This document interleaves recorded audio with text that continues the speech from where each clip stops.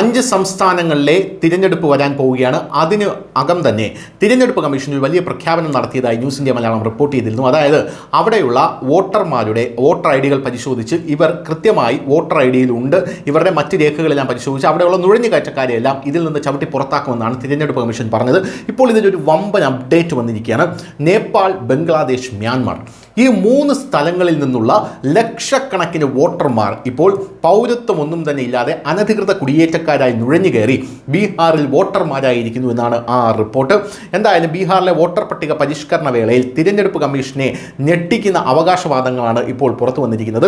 തിരഞ്ഞെടുപ്പ് കമ്മീഷൻ വൃത്തങ്ങളുടെ അവകാശമനുസരിച്ച് ബീഹാറിലെ SIR സമയത്ത് രേഖകൾ ശേഖരിക്കുന്നതിനായി വീടാന്തരം കയറിയിറങ്ങിയ ബൂത്ത് ലെവൽ ഓഫീസർമാർ നേപ്പാൾ, ബംഗ്ലാദേശ്, മ്യാൻമർ എന്നിവിടങ്ങളിൽ നിന്ന് അനധികൃതമായി എത്തിയ ധാരാളം ആളുകളെ കണ്ടെത്തിയെന്നാണ് ഇപ്പോൾ അറിയാൻ സാധിക്കുന്നത്.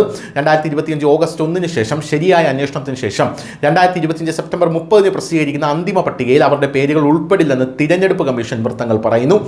സെപ്റ്റംബർ 30 ശേഷം ഈ സംഖ്യയുടെ കണക്കുകളും തിരഞ്ഞെടുപ്പ് കമ്മീഷൻ പ്രസിദ്ധീകരിക്കുമെന്നാണ് വിചാരിക്കുന്നത്. എന്തായാലും ബീഹാറിൽ വോട്ടർ പട്ടികയുടെ അവലോകനത്തിന് കീഴിൽ വോട്ടർ എണ്ണൽ ഫോമുകൾ സമർപ്പിക്കുന്നതിനുള്ള പ്രവർത്തനങ്ങളുടെ അവസാന ഘട്ടത്തിലാണ് ഇപ്പോൾ എന്ന് മനസ്സിലാക്കാൻ സാധിക്കുന്നു. ഇതുവരെ 80% വോട്ടർമാരും തങ്ങളുടെ വിവരങ്ങളെക്കുറിച്ച് ആവശ്യമായ വിവരങ്ങൾ, അതായത് പേര്, വിലാസം, ജനനത്തീയതി, ആധാർ നമ്പർ, വോട്ടർ ID എന്നിവ നൽകി ഫോം പൂരിപ്പിച്ചിട്ടുണ്ട്. എന്നിരുന്നാലും ഈ ജോലിക്കുള്ള അവസാന തീയതി ജൂലൈ 25 കമ്മീഷൻ നിശ്ചയിച്ചിട്ടുണ്ട്. എന്നാൽ സമയപരിധിക്ക് മുമ്പ് ഈ ജോലി പൂർത്തിയാക്കാനുള്ള സാധ്യതയുണ്ട് എന്ന് നമുക്ക് മനസ്സിലാക്കാൻ സാധിക്കുന്നു. ഓഗസ്റ്റ് 1 പ്രസിദ്ധീകരിച്ച വോട്ടർമാരുടെ കരട് പട്ടികയിൽ പേരില്ലാത്തവർക്ക് അവരുടെ സർട്ടിഫിക്കറ്റുകൾ സഹിതം യഥാക്രമം വോട്ടർ രജിസ്ട്രേഷൻ ഓഫീസർ, ജില്ലാ തെരഞ്ഞെടുപ്പ് ഓഫീസർ അല്ലെങ്കിൽ സംസ്ഥാനത്തെ മുഖ്യ തെരഞ്ഞെടുപ്പ് ഓഫീസർ എന്നിവർക്ക് അപ്പീൽ നൽകാം. അന്തിമ വോട്ടർ പട്ടിക സെപ്റ്റംബർ 30 പ്രസിദ്ധീകരിക്കുക എന്നും ഇപ്പോൾ ഇലക്ഷൻ കമ്മീഷൻ അറിയിച്ചിട്ടുണ്ട്.